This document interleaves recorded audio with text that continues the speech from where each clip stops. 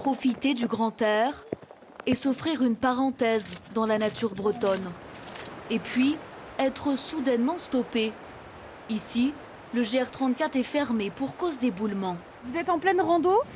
On n'a pas le droit de passer. On reprend la déviation qui se trouve là. Ces deux randonneurs doivent donc emprunter cette déviation.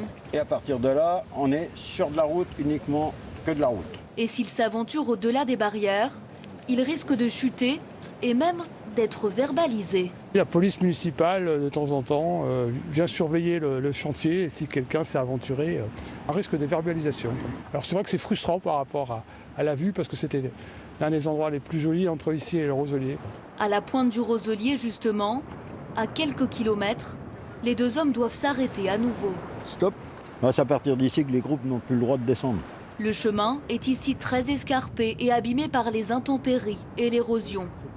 Il est dorénavant interdit aux manifestations de randonneurs et aux groupes importants. C'est du ravinement avec l'eau, la pluie.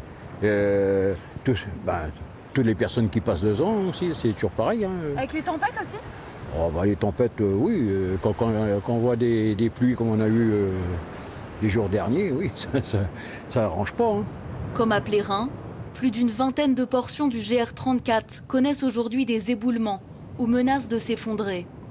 Selon l'Observatoire des risques côtiers en Bretagne, le GR continuera de reculer à certains endroits, alors que près de 9 millions de personnes l'empruntent chaque année.